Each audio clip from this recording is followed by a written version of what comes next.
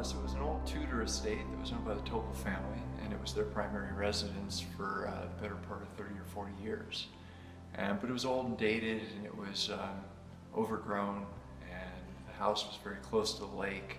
If you talk to an architect, they said it was probably not perfectly sited for the surroundings and the environment.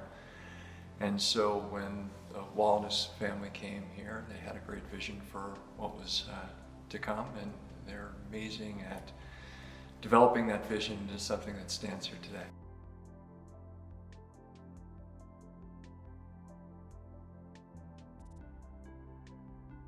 Oh, it's a completely different feel. I mean, the property was always the magic in the first place, and so they took something that was quite special to begin with.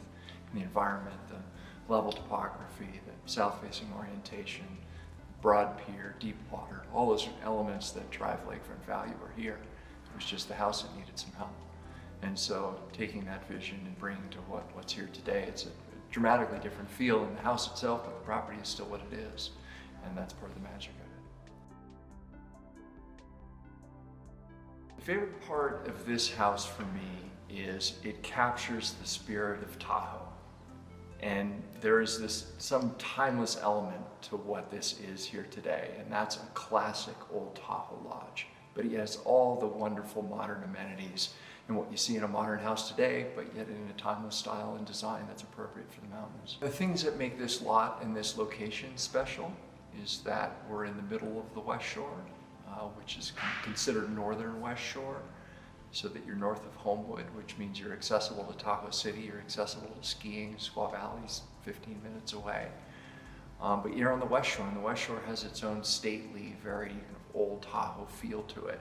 And that's the magical spot about this location itself. As far as the lot itself, it's nearly dead flat. It has a great deep water pier that's 10 feet wide, so nice and broad. You can put some chairs and tables and have dinner out at the end of the pier.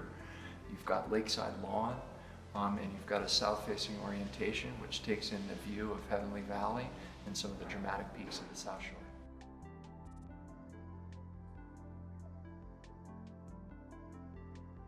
Oh, it's incredibly rare to find a house like this that's done with all the bells and whistles, all the technology. I was just showing property to some clients earlier today, and we were talking about how unique it is to find something on the lake that has been redeveloped, that is ready to go, that is plug and play. Most of the houses that come on the lake are an older stock. They're being sold by the family because they don't have the resources to maintain them anymore, and therefore there's a lot of deferred maintenance, there's a lot of remodeling involved. So when you take a property like this that is absolutely queued up, brand new, ready to go, built by a preeminent builder here locally, it's extremely rare. In the summertime, we call it Tahoe TV. You look outside and there's all sorts of activity going on. There's boating, there's jet skiing, there's moving around to dinner on the water, going to the grocery store. There's so much fun activity around you. And in wintertime, I call it Tahoe art, where it's just pristinely beautiful. You get the snow-capped mountains, the lake is calm, there's no one around, it's very quiet on the lake, and I think that's part of the magic of living on the lake year-round.